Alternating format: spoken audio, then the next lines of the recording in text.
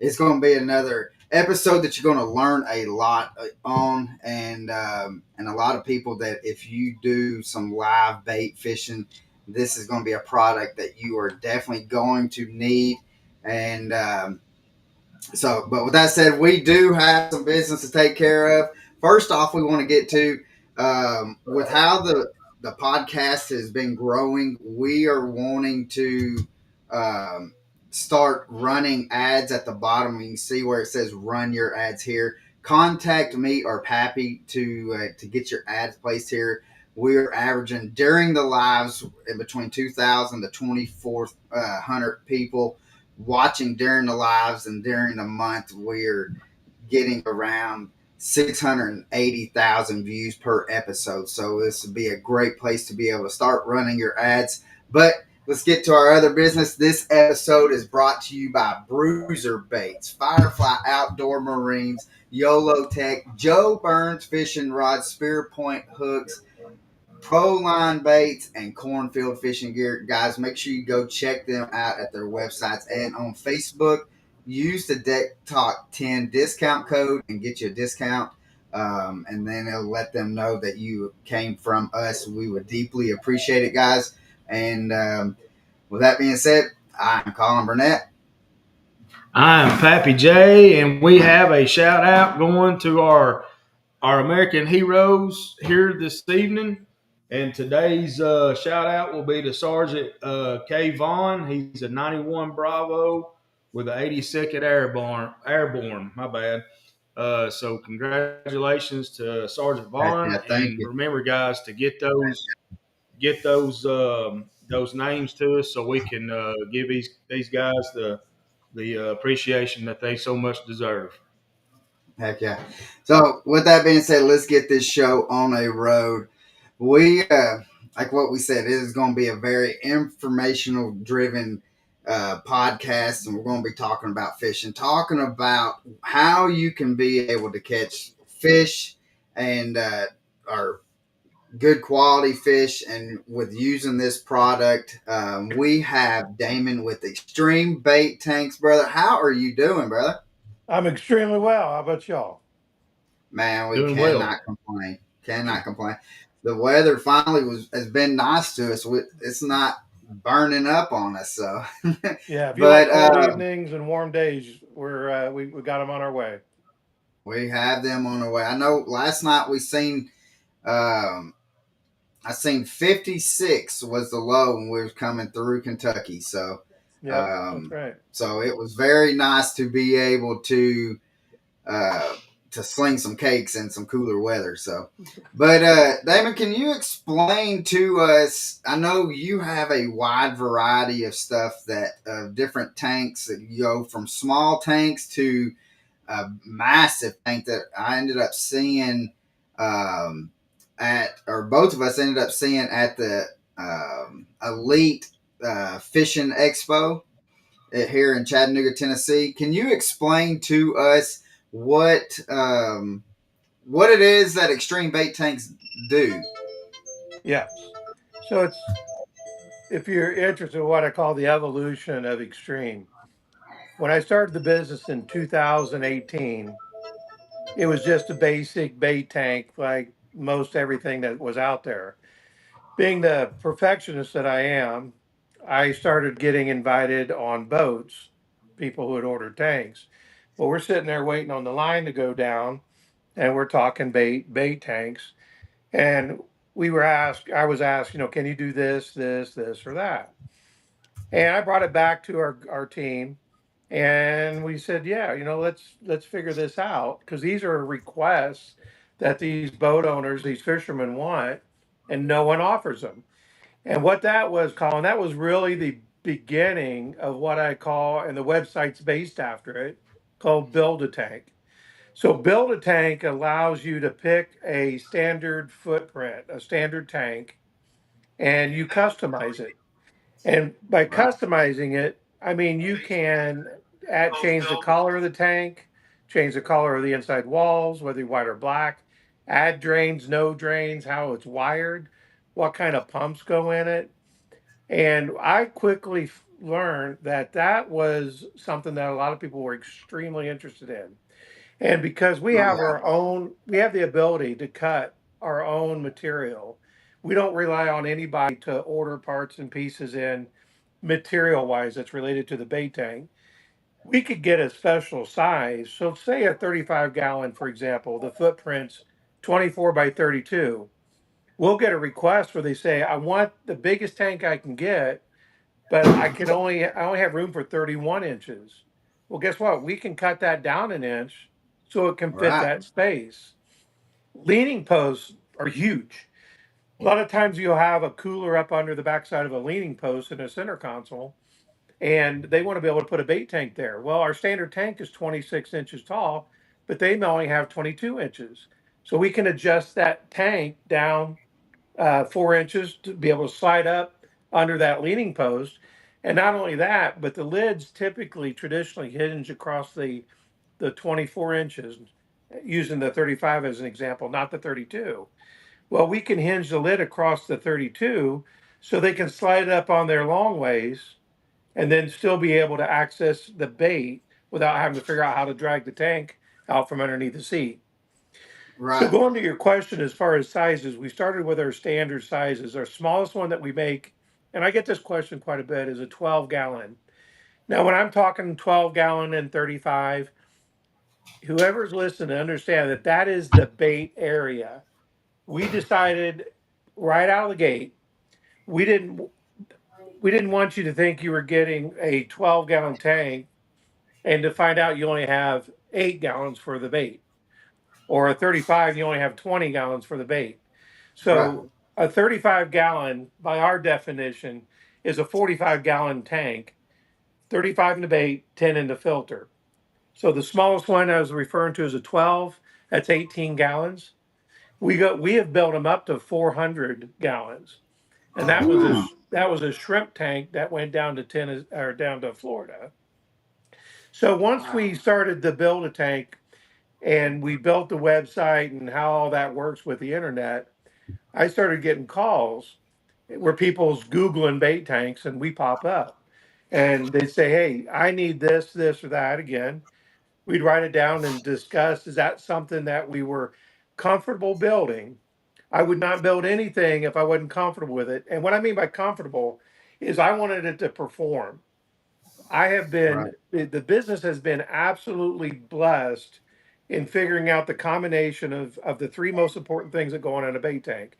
It's the circulation, the filtration, and the oxygen that's added to the water. But if you build a big tank and you cannot condition the entire body of water, then it's a lot of money out the window. So I would tell them, once we were comfortable, we would build it, we would test it, and as long as it met our standards, we would let them buy Right. it. And that's the long of the short. And I don't want to take up, I can talk forever, so I'll let you ask questions and I'll take it from there. Right. Well, and I've used your bait tanks multiple times. Um, I've got buddies that have them, and I think, I mean, they're phenomenal. Now I did see something like, because you was talking about like with the oxygen in the tank and stuff like that. You've got different like spouts to where you can have that water going different directions, correct? Yes, and there's a story there if you're interested. Yeah, absolutely. So initially, it was just a standard water introduced into the bait area. And not all baits liked it, but it is what it is, and that's the best it was. I decided to add two pumps to most all the tanks.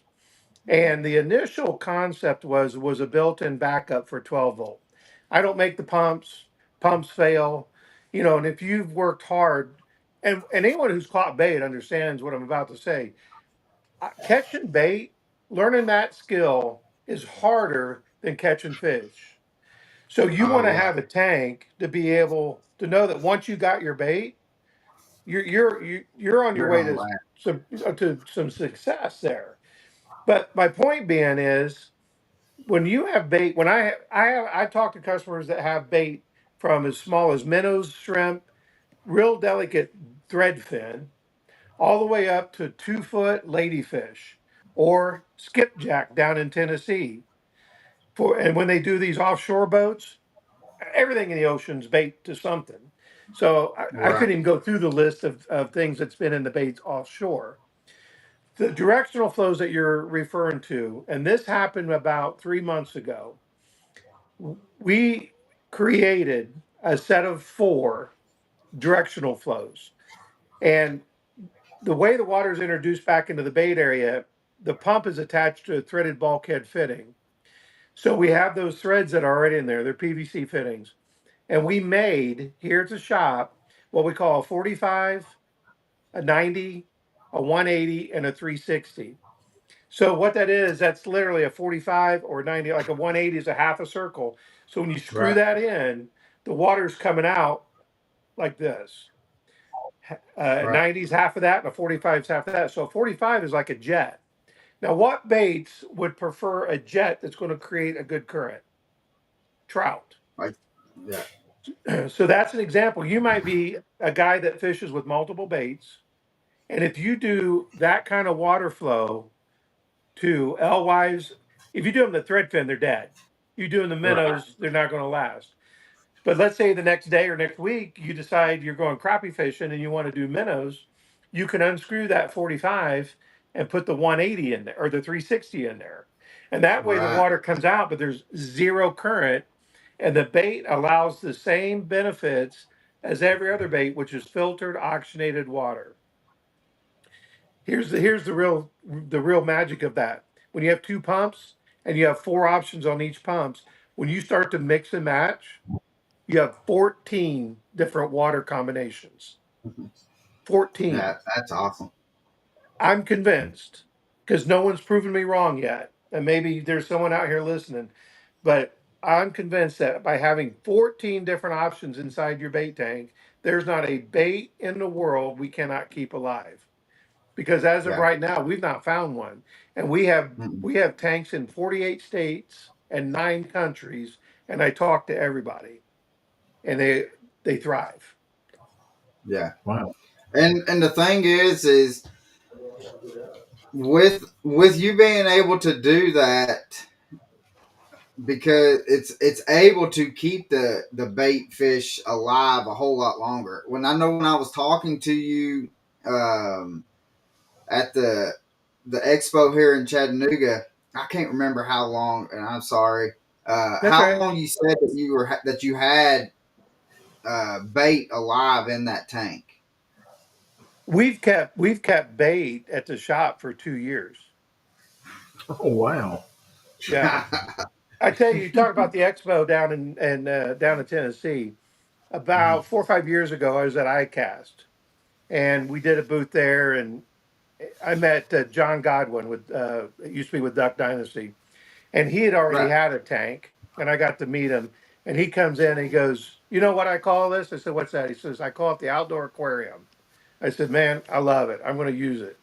And it really is. So if you manage, Colin, the tank will do a lot of things, but there's still things that you as the owner must understand about your bait. You Yeah. must the ammonia and the water temperature. So for example, trout, cold water.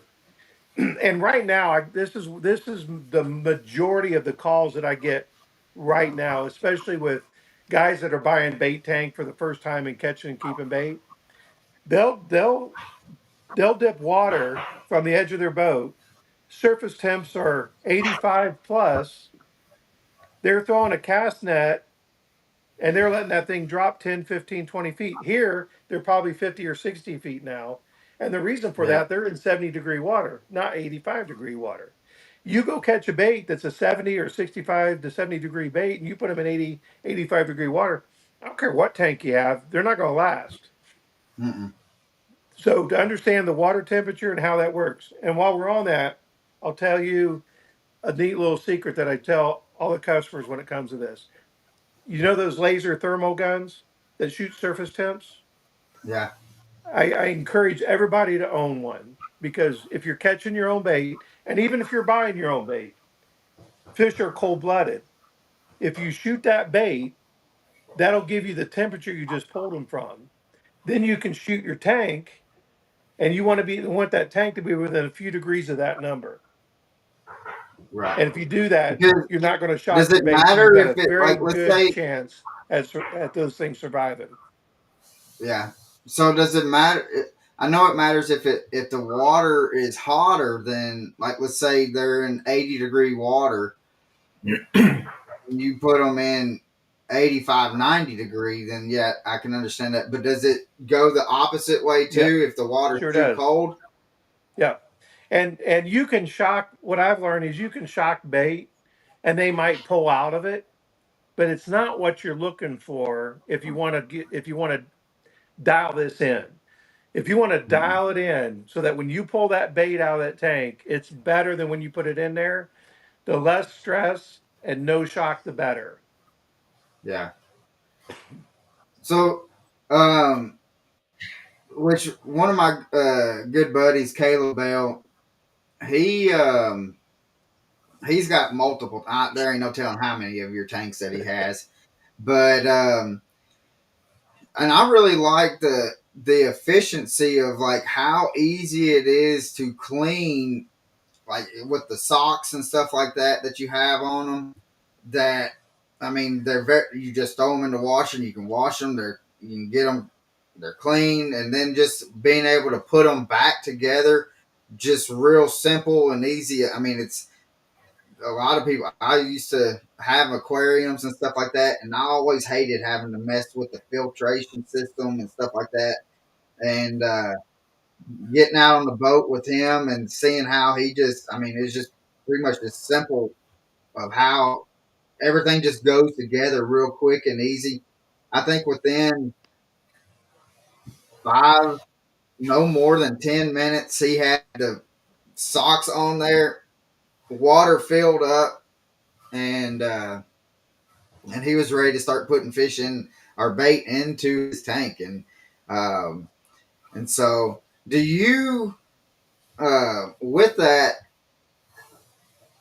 I know Caleb. He puts like salt and stuff in his tank, and which that's for the slime, correct?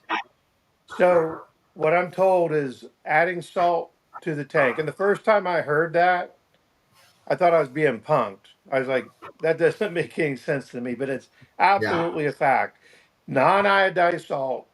I use a, water conditioner salt, water softener salt, not the pellets, but what we call the crystal. And the rule of thumb is 1 cup per 10 gallons on most baits. I'm yeah, told gizzard shad, they don't like it as much. It's 1 cup per 20 gallon. And again, this is why it's important to understand if you have a 35-gallon tank, that's 45 gallons, you're conditioning 45 gallons of water. And right. same thing with ammonia lock and whatever other chemicals you like. Um, but going back to, I was trying to think what it was the question. I think I got you off track or got me off track. Sorry. Oh, the So the salt. salt, because Yeah. like So for sure, you want to put that in there, and that'll help with the slime coat. And I'm told it it also doesn't helps mess with the calm the or bait. with the pumps or anything like that, correct? No, you just put it in the bait area.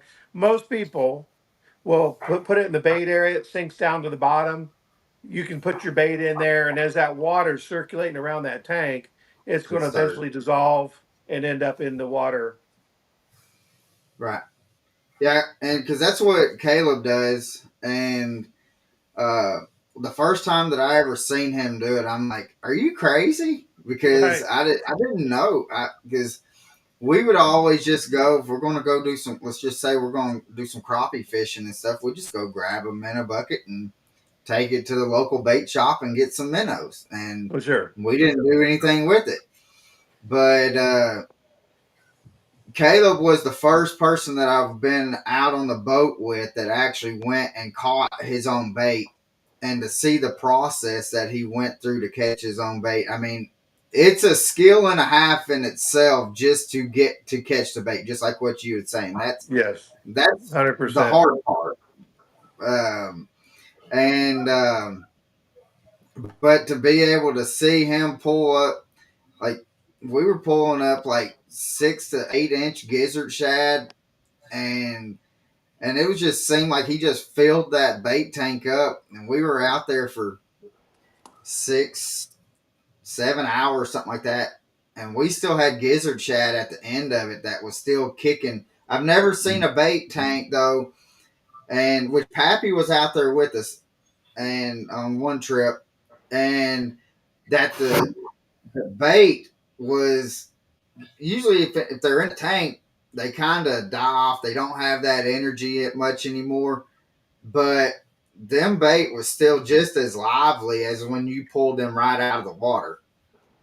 So, like I had said in the beginning, the whole plan, the whole goal on these tanks, and this is what we have fine tuned, is that when you pull the bait out of the tank, it's better than when you put it in there. It calms them Yeah, down. And if you notice, Caleb's tank is a black wall. And I don't know if he yeah, explained that to you, but we learned that black absorbs light. Oh, I mean, we knew that. But in a bait tank, it blinds the bait. I don't know if you paid attention when he was dipping bait. The biggest yeah, difference that you can see that I can explain, if you have a white wall tank where light's penetrating into that water and a black wall tank, even with the lid open, you reach into that white wall tank and you got to sort of chase everything around. Black yeah. wall, be packed full of bait. You can see the one you want. You can gingerly reach in there, net him, and he doesn't even know he's in the net until he hits that surface. So when That's they're in there and they're just calm, hanging out, getting yeah. all the Well, I scales out never of the even water. realized that.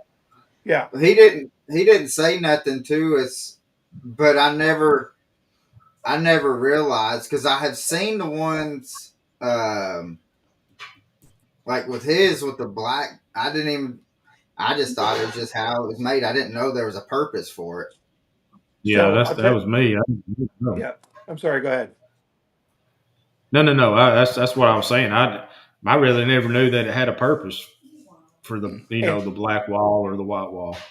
so you deal with a lot of people. Everybody has an opinion. The consensus has been been an absolute home run. But I'll tell you some things that it will do. And I think this is a natural transition that bait go through every day when the sun goes down. When they sort of transition. That I think they're somewhat of a chameleon. In the daytime, they'll get brighter, so they blend in, and at nighttime they get darker, so they're not as visible to predators. When Right. if you keep bait in a black wall tank for an extended period of time, it will become darker and darker and darker. I had caught a crappie here on Dale Hollow, and I had a big black 100-gallon black wall tank on the back of the boat. I kept bait.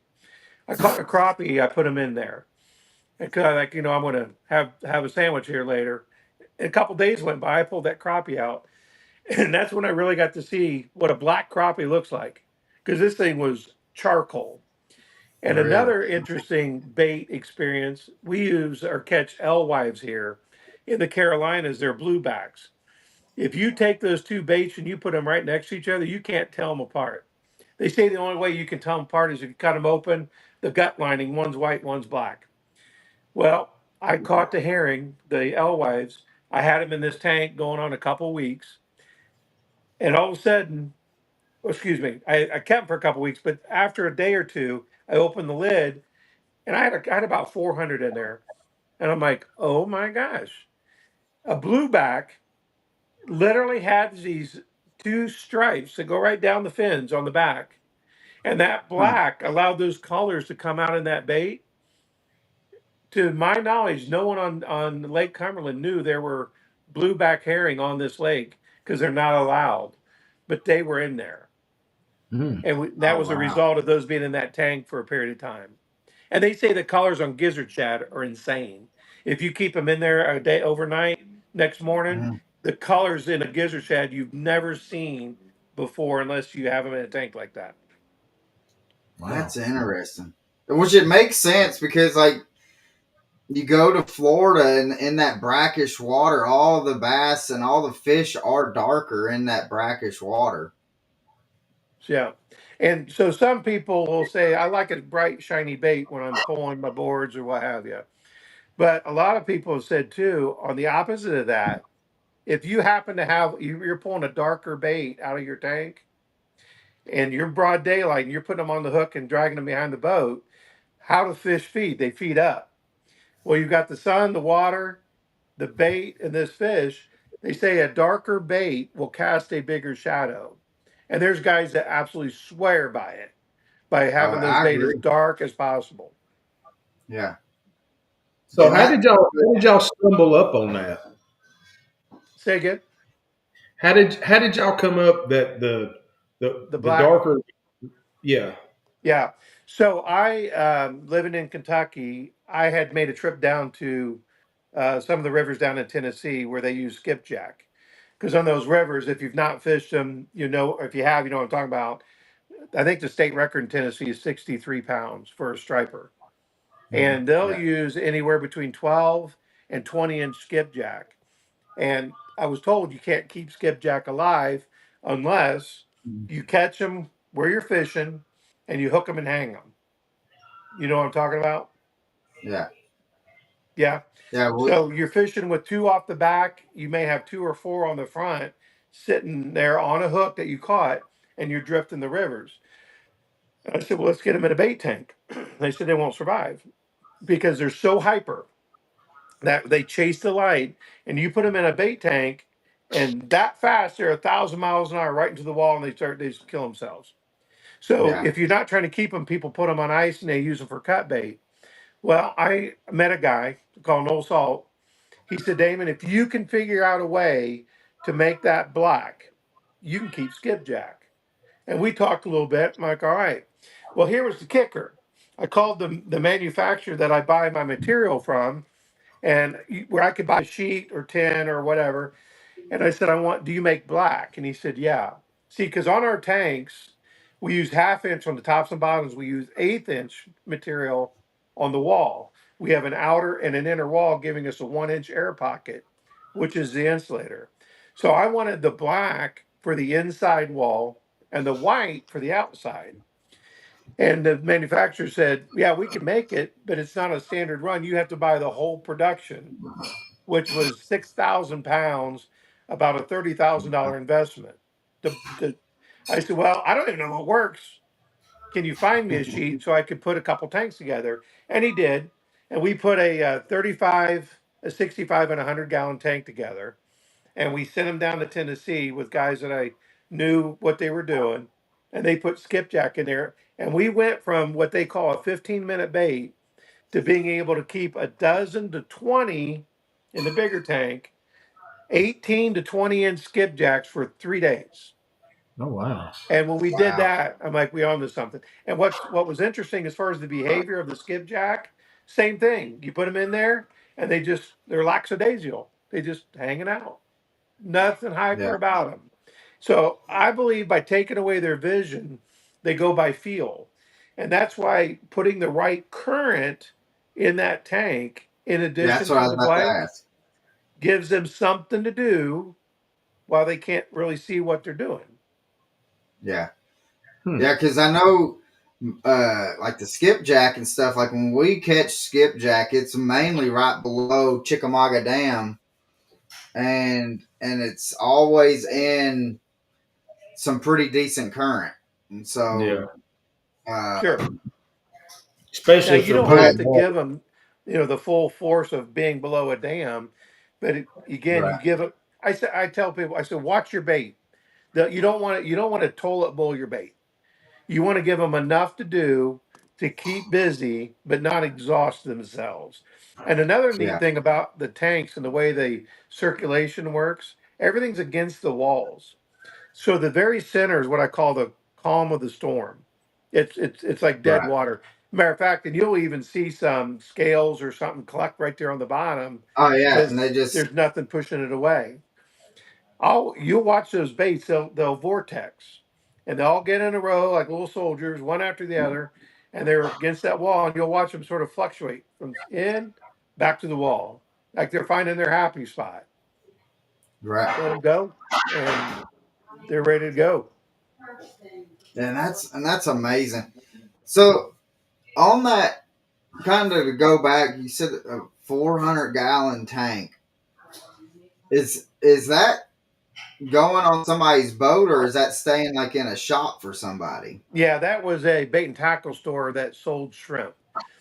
So Yeah. here, back to the evolution of Extreme, we had our basic freshwater tank, and it's important to note that even though it was freshwater tank, like for freshwater baits, everything that we use in the tank is 100% saltwater worthy.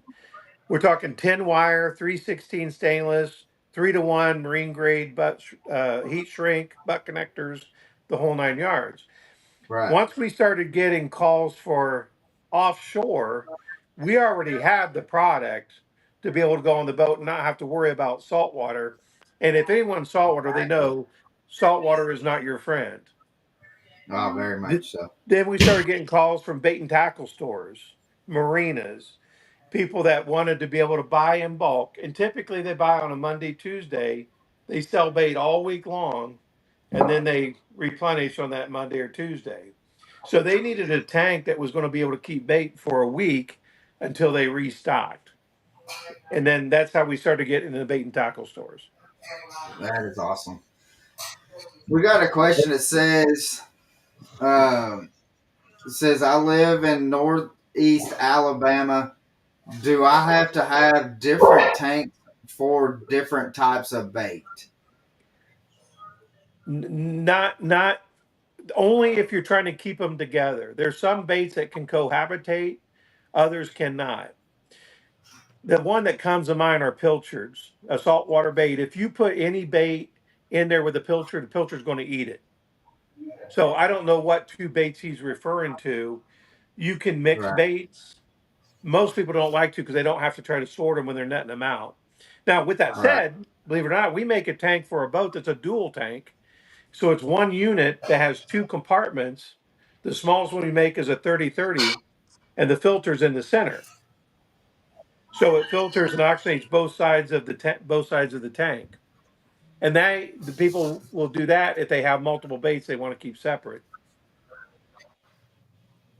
Yeah. And I, I don't know if I've seen that one before, but I think Caleb had said something to me about it. Bait and tackle stores like them because it's one unit. We can hook a chiller to it. So if they have minnows, for example, or different size minnows, they can keep their smalls and large separated. Same water treatment, same water temperature, which is in the mid to high 50s, and they can sell out of either side. Right now, I got. I go have a ahead, Joe. question. How big is your ice chest? That thing looks massive. So the one on the tuna boat, The one on your website, which I guess may be on your tuna, it may be on a yeah, tuna boat, but that was a 300 gallon. So how that came about, Dave, does anyone here watch Wicked Tuna? Oh yeah, yeah, So, probably 5 years ago, I was given Dave Marciano with the Falcons phone number. I right. called him, I told him who I was, and I said, I want to build you a bait tank. He said, I'm not interested. And I said, I appreciate that. I said, but I'm not asking you for anything other than 30 minutes. You pick the day and the time, and I'll be there. I want to show you what I got.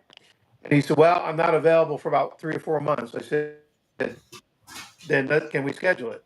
Long story short, he gave me that 30 minutes. I drove to Massachusetts. I brought it several tanks with me.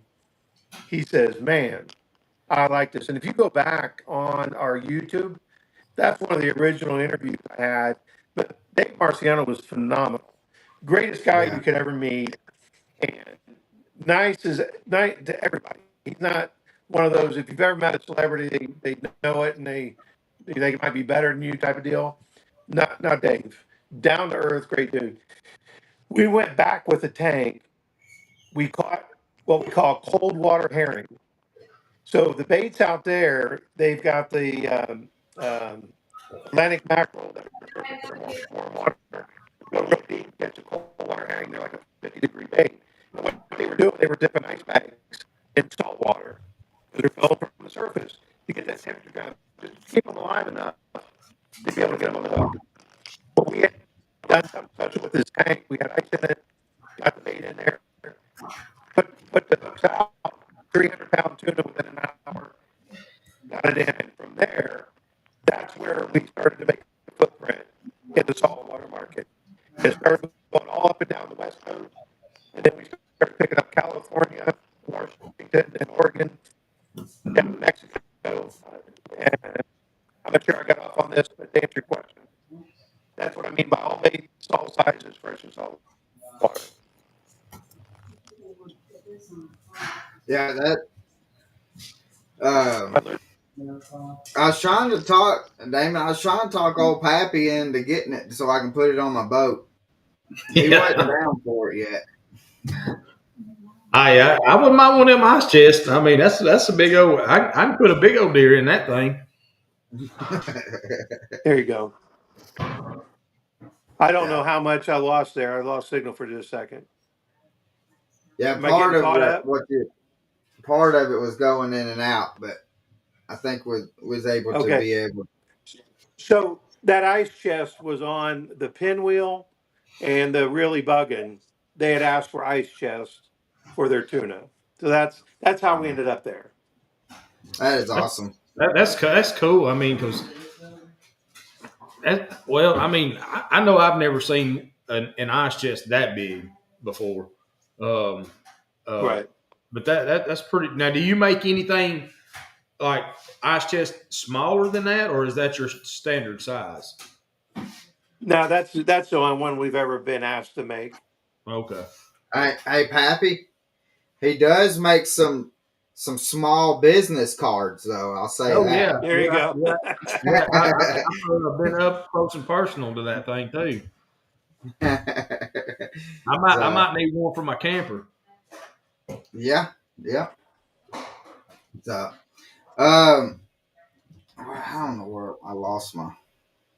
There it is. So what so like with skipjack, you know that like what you were saying, like they do not last long at all. And like gizzard shad, I know gizzard shad, you got to be able to have them in like a tank that's rounded edges and stuff, so they do Good not point. Yeah. just keep on going into. Um, so does all your tanks are all of them kind of rounded like that to be able to? So like if one day you want to go and catch threadfin, and then next day you want to go and catch gizzard shad, can you be able to? Will that be able to? One tank be able to suffice for somebody? Yes. So all the bait tanks are rounded inside. There's no corners. And you're absolutely right. Bait will get hung up in that corner. They'll red nose and they end up Yeah, dying or almost dead. So by having no corners inside the tank, there's nothing for them to get hung up onto. The only thing we make that literally has a corner are live wells. And when we started making live wells, because some of these boats, they're tournament fishermen, they get penalized if there was a dead fish for a weigh-in. Right. And they're like, "What can you make me? My live well sucks. What can you make?" And I thought, well, let's see what we can do. So we basically we put the oxygen box. So we made this little box that will circulate, filter, and oxygenate. We built a big live well, so X number of gallons, whatever their dimensions were. We dropped one or two oxygen boxes in there so it would circulate, filter, and oxygenate the water. Now, those have corners. And if you try to keep bait in there, you're not going to be very successful. But right, recently, in what you saw at the expo in Tennessee, was what we call the dual purpose tank. And right, we have been working with Sea Arc to basically replace their live well with this unit. Hmm. So it's 65 gallons. It would be an insert in lieu of their live well. And when you buy that boat, basically you already have an Xtreme Bait Tank live well installed on your boat. So Now that makes sense of why. have you guys That already makes got this Go deal ahead, Damon. going, or is it? Well, it's I been in mean, talks. So okay, what? Yeah, what we're waiting on the dimensions. gotcha. The communication hasn't been the best with them. Not trying to say bad, but we built that prototype for that boat, and based on what we felt like would be a good size, because that Mhm. was a 5 foot live well by 2 foot by 20 inches tall, and Yeah. we took it there. We wanted to show it off. We met with Steve Henderson there, and trying to think of the other guy's name there, but nonetheless, Jeremy Coe. Jeez, sorry, Jeremy. He just his wife just had a baby, and he was on maternity leave. So we're waiting on the actual measurements of what it is they want us to make for that drop-in unit to be able to install in that boat. Now we do have a customer that from Missouri just dropped the Sea Arc down to Alabama to a guy that's ripping his live well out, and then we're going to get dimensions. So we're actually going to install one on our own inside of a Sea Arc. Oh, Oh heck man. yeah. So, like, can you how wide? Like, let's say somebody wanted a 30 gallon bait tank. Like, how big would a 30 gallon bait tank be? Like, if somebody's, could you put it like in down in the whole part, like where you sit? Could it fit right there in a bass boat? Yeah. So a 30 gallon, if you're going by the total gallons, that's a 20 gallon tank. 10 Mm-hmm. in the filter, 20 in the bait. The footprint on that's 24 by 24, 26 inches tall. But remember, we can adjust the height. So we have a short series, which is 12 gallon, and that's 18 inches tall. So what we Right. did, Colin, we had our signature series. There's 6 main tanks. We start with the 20, and they go in increments of 15, 20, 35, 50, 65, 80, and we jump to 100. We took those same tanks that are 26 inches tall and made a short series. So a 20 became a 12, a 35 become a 23, a 50, a 32, and then the 65, 80, and 100 become a 40, 50, and 60. Now, so bass boats, or what I call low profile boats, those are very nice. And I have a 1756 G3. It's a very low Right. profile. Yeah. I've got a short series in there, which is super nice because when I had the tall one in there, it looked like I had a hemorrhoid going down the lake. This way, it's right with my railing. Right. And guys who transfer bait love it if you're in the back of a pickup. Most pickup railings 20 inches. So once you knob down this and you slide that in, you can tarp right over that tank. And if you're doing something overnight, especially these crappie guys that will carry bait from one state to the other because they're minnows, they'll plug into a 110 outlet. They can lock that down and not have to worry about someone stealing their bait in the middle of the night or their tank. Yeah. That's Huh. awesome. So, do you do anything for like for bank fishermen? So the smallest we make is the 12, and being 18 gallon total, filled with water. When you take the water weight in the tank, that's 180 pounds. We Yeah. are looking at some type of a beach buggy where they could have the rod holders and a 12 Right. gallons Right. for some shrimp or whatever. Might be able, but to answer your question, we've never made anything smaller because the welding equipment that we have to use is of such size that if we go any smaller, we can't get the right angle in order to make Ah, a watertight weld. Yeah, yeah. I got you. I can see that. I can see that being Yeah. a problem. So, so what is the best way for somebody to, if they want to purchase a bait tank, what is the best way for them to do that? So if they're comfortable on the web, just Google bait tanks. Extreme pops up. All of our information, sizes, pricing is right there. They can literally go to build a tank, find the one they want, answer the questions, and it will calculate what the cost of that tank is. Some people don't like that kind of stuff, and you just call me. Yeah. and then I can get on there, ask the questions, and build it for them. So Right. instead of build a bear, we're doing build a tank. Build a tank. Build a tank. Yeah. Gonna build a bear. Yeah. Yes, sir. every time you say that, I keep thinking build a bear. But Well, no, that's what gave me the idea, really. oh, for real? Oh, Yep, for that is sure. awesome. That is Now, awesome. did when you had those skipjacks, and I know I'm keep on because I'm over here in the back of my mind. I'm over here thinking like what you were saying with the dark, the inside of the tank being dark. Um, did those skipjack change any colors? The 3 days that you had them in there. Yeah, they got a little darker. All, and I'll tell you, that was in the very beginning. That was 4 or 5 years ago when I started doing the black.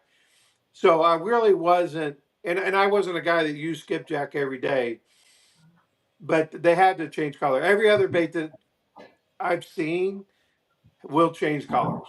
Will absolutely get Yeah, darker. that But is awesome. with I that need to said, have too, for Caleb those put. guys who like a brighter, shinier bait, I don't know how long it takes once you put them on the hook and you start dragging them behind the boat. How long does it take them to transition back to brighter? So see Yeah. that as a fisherman, that also that kind of makes me wonder: are we even throwing the right colors? I mean, Well, and the thing, like in a live well, though, like when you catch deep fish, they're a lighter color, but you have them in the but tank, and then a couple of hours you go back, and then they're darker. yeah, but are they really a lighter color if they're down there in the deep like that in the in dark? I mean, if they Hey, especially well, I guess it really depends on how long they would been down Well, there. that could kind of go back to like what Damon was saying was the darker color casts bigger shadows. Well, they don't Yeah, really want to have a bigger shadow if they're yeah. down deep. You know what I mean? So, what if? So and maybe that. when I say black, I mean it is black. There's zero light penetration. Even though that material is an eighth inch thick, we've taken the brightest lights, shut everything down, and just taken the brightest flashlight and put it right up to the material, Mhm. expecting to see just a little bit of something come through. Nothing. It's I don't know how they can make it that dark. And I'll tell you one more. We actually put on the very first one, we put a black bottom in as well, and we learned we can't do that Oh because wow. you couldn't see the bait. I don't care what light you had, daylight, whatever. You couldn't see the bait. You had to feel for them. So we went from there. We put a white floor in and the black walls, and we learned that we got the same result. And I think what it has everything to do with too, again, when you shut that lid and you block out the sunlight, it's pitch black because that's a half inch. Yeah. That white surface is on a half-inch material with a black core, so there's absolutely no light penetration there either. So with the black bottom, uh, did was there any kind of difference with well the change in the bait fish attitude from the black bottom to the white bottom, or is it Zero. basically zero? Okay, Yeah. Yeah, that was we were really excited to learn that yeah, because I was fearful that the only way to do it was to have a black bottom too, and right. that wasn't the case. Right. And But I that's knew that wasn't going to that's work. got me wondering. That's I mean that kind of I mean if a fisherman goes and fishes ledges like that, which again I guess it all really depends on how long the fish has been out there or whatever. But I mean maybe a man could throw something a little darker and a little bigger and see what happens. You know, Yeah. it's Now, interesting. have you tested like the sea, like let's say like 95 to 100-degree day out on the water? Have you tested like what does it keep the oxygen level at, or have you tried that? Good question. It is. So here's what I've learned. There's been a couple people that have bought tanks that run aquarium stores, One guy was in Texas. They have the I'm trying to think of the device that determines what level of dissolved oxygen, the DO, is in water. Right. And what we've learned is with the Venturis that we use, the air that we breathe is between 18 and 21% oxygen. Correct. It's not pure oxygen. You'll see guys with medical grade oxygen bottles, which is 100%. They're running it into their tank and into a stone to oxygenate their water, right? The problem is you can actually over oxygenate the water. And what'll happen, you burn the gills, kill the bait. So back to the question, what I was told, and I've never done these tests myself, I've had other people do them for me, and they said that with running the Venturi, you get it's constantly breaking up the air microscopically, infusing it in the water. You'll see some bubbles come to the top, but you'll see the walls, the floor, the bait, when you look real hard, covered in these real small oxygen bubbles. So Right. we're Right. told that colder water holds DO better. The reason we can get away with warmer waters in temperatures like we just came out of is because it's constantly putting air in that water, is the only thing I can think of. The dissolved Yeah. oxygen has still been brought up to as high a level as possible without going into the danger zone, because it can't, because it's just pulling in air from the outside. Yeah.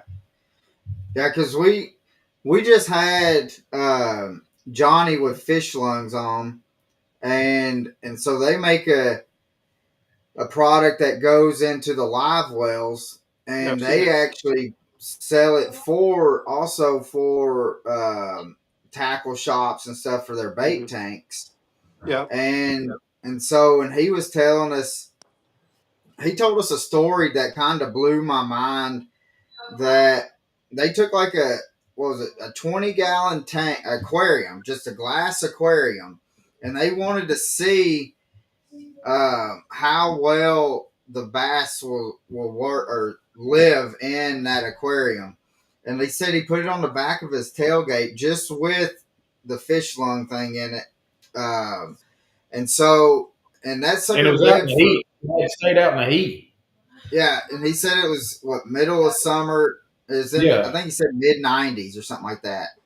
But he kept it on his tailgate, and for 26 hours they had that bass before they released it was in it, and then as soon as they released it, it was gone. And so that was the reason why I was wanting to ask about the oxygen level, is because he was saying the longest that they were able, or that they done an experiment, was for 3 weeks they kept um, shad for 3 weeks that they had just when they first was testing out the product to see how it was doing for bait. sure. And So he's got a phenomenal product. I saw him down, I think it was in the Tennessee Expo that he was there. mhm. But if you don't have the round corners, I think you got a couple strikes against you, because even if you're keeping All right, bait, real fast.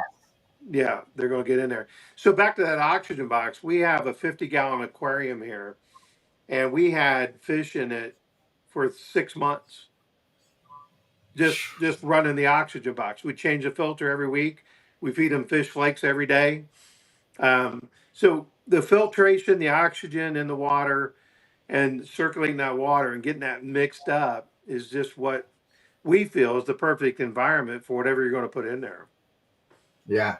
Well, I mean, just like what I said at the beginning of the podcast, I've I've used your product many times, and um, and I don't think there's a product. And correct me if you're wrong, if I'm wrong, Damon. There's not a product that you're going to be able to catch live shad or any kind of live bait and put in, and you're going to have 100% survive.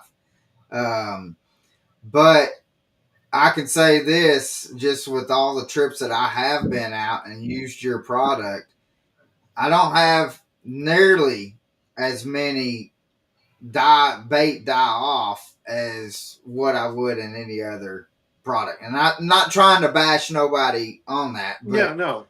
uh, And I tell you, regardless of what bait tank you use, how you catch bait is very important. There's so many steps from the time you throw the net to the time you get that bait in the tank. For example, if you right now when you have warm surface temps, if you don't think about this or know it, you don't know what you don't know is what I'm trying to say. If you bring right, that bait up from a depth, you're dealing with the bends. You got to bring them up slow. But when you get into that warmer water, you got to haul butt because you're cooking your bait in the net. And then if you're dumping them in a makes kiddie sense. pool, you got to make sure that that kiddie pool is 70 or 75, whatever temperature your bait tank is. Yeah, And then if you put the kiddie pool, which is a great idea, some people will dump it right in their tank. You don't know. There's baits in that net that have been all hung up in that netting. They're damaged. right, Don't put those baits in there. Those are going to be the first ones to go. And in some cases, when they go, they take their friends with them. So it's best not to even if you got any question about that bait, unless you just happen to be desperate for whatever you caught because you didn't catch me. Don't put it in that tank. Keep them out. yeah. See, and that makes sense. The more Yeah. you talk about things, the more that I'm looking back and I'm thinking like, well, this is what Caleb does this, and then now just because I just think that I thought he was being picky on things, and now it's like it's making sense. Yeah. Yeah. Well, like I said, people don't know what they don't know, Yeah, especially if you're new. And then when you're new, you get out there and you have all these trial and errors until you figure it out. I like to share, and then all the guys that we have on our pro staff team for Extreme, it's on the website. There's a pro staff tab. They'll take calls or emails from anybody. So if you happen to be up in Ohio or Texas on Lake Texoma and you've never fished that lake, you never caught bait, whatever, there's a guy there that knows these tanks, that uses them every single day, that can step you through the process on what you need to do to catch and keep bait. So you got a good chance of going out there and catching a striper or a blue or whatever you're after. right. Well, and to me, I I really um, I really enjoy it because it's again doing this with Caleb has been the first time that I've ever actually went and caught live bait. Usually we'll just go and grab whatever kind of bait from the tackle shop. And um with that going out and doing that, the art of going and catching live bait and one going and finding, that's to me I think is probably one of the hardest things is going and finding. And Right? some of the people that I've been out with, they make it look so easy Yes. because they'll just go up and they'll scan a bait ball and they're like, nah, not that one. And then Right. they can scan and see. I don't know what they're looking for. To me, it just looks like a big old bait ball, Damon. And so I'm like, all right. Well, then he's like, Yeah. and then I mean, I know I keep on bringing Caleb up, but I tell people Caleb is the fish whisperer.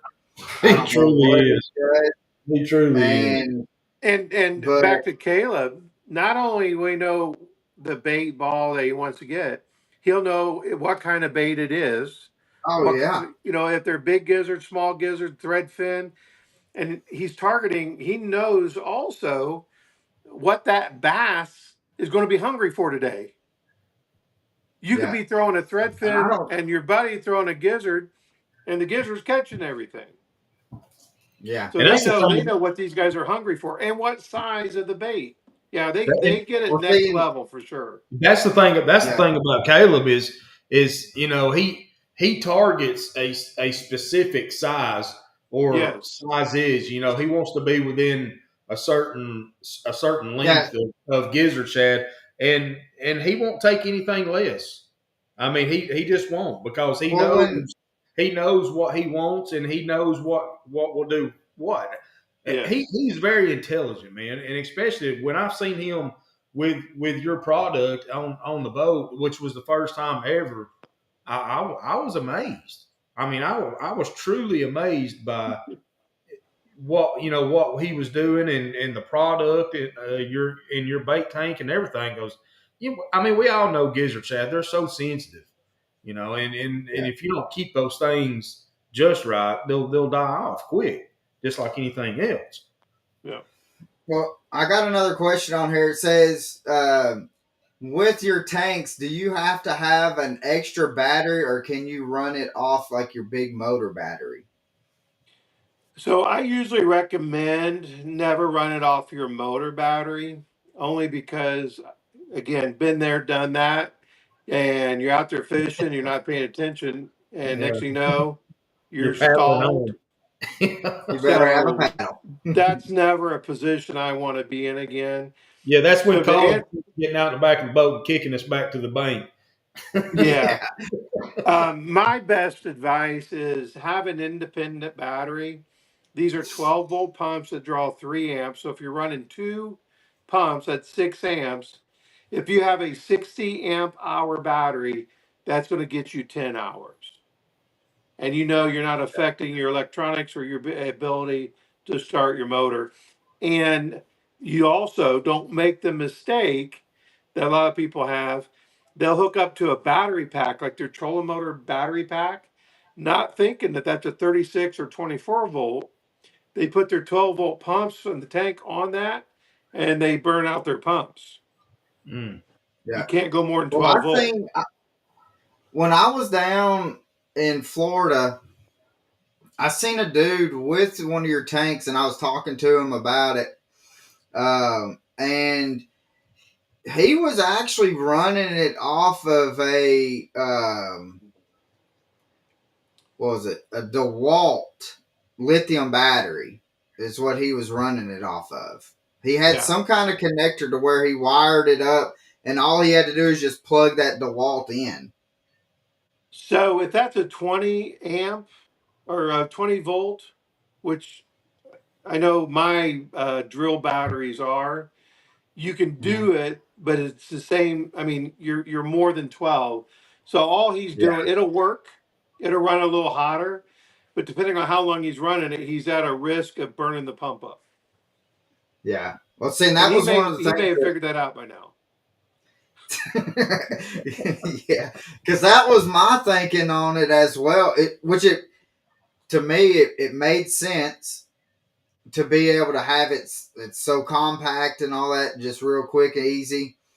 And but that was going to be my question for you on it, would be because I think mine are 18 to 20 volts, and I was like, I didn't know if that pump would hold that, especially for like day in and day out use.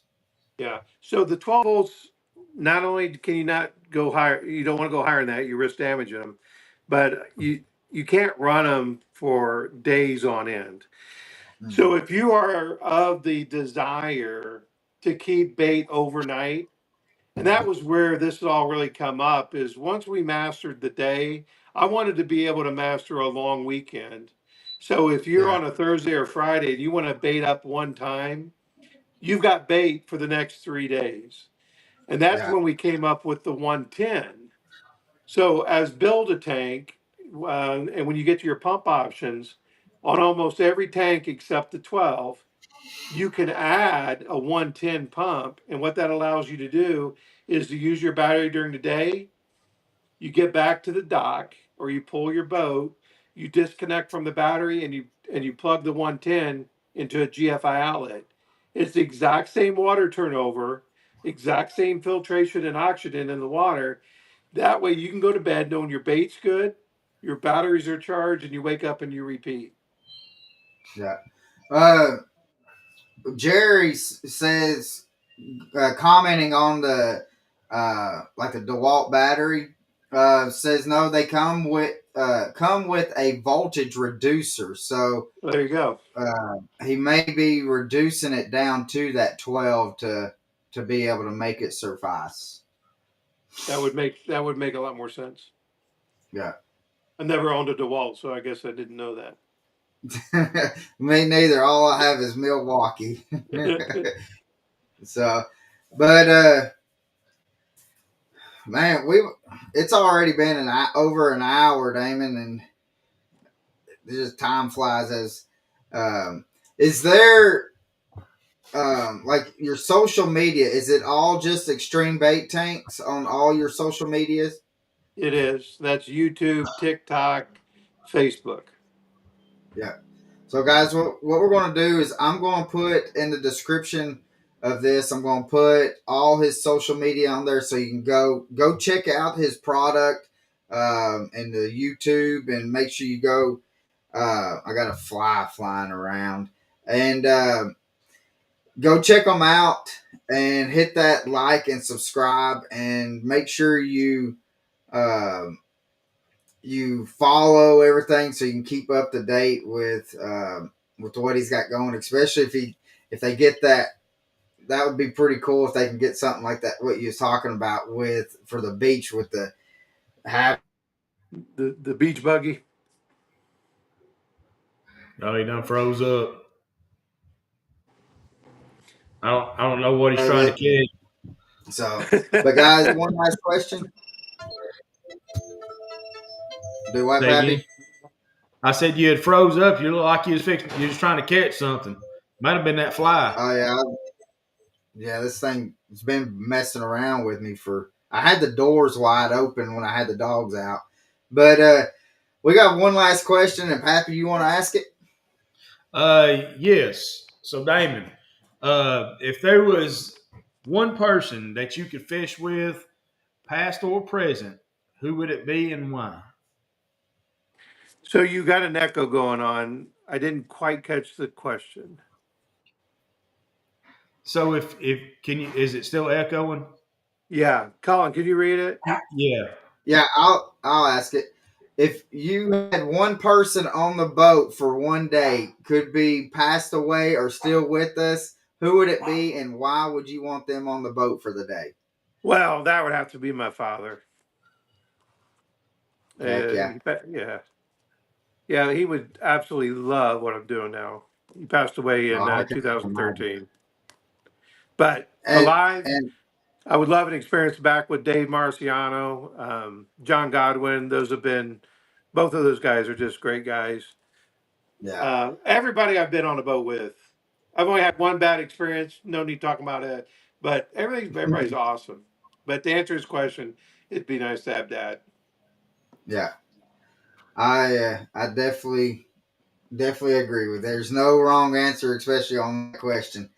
So, guys, make sure you go to Xtreme Bait Tanks and check out the product. They definitely do have the Deck Talk podcast stamp of approval, and we love going out, being able to when we do go live bait fishing. That is the product that we use to be able to keep the live baits alive and well for us. So go check them out, and we're going to see you next week. We're going to actually have, let's see, Ish Monroe is going to be live with us next week. And so make sure you check that out. And if you have any questions, remember this is an interactive podcast.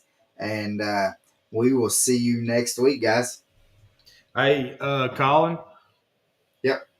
Hey, one last thing. Do you want to say anything about our new advertisement, our rolling Another.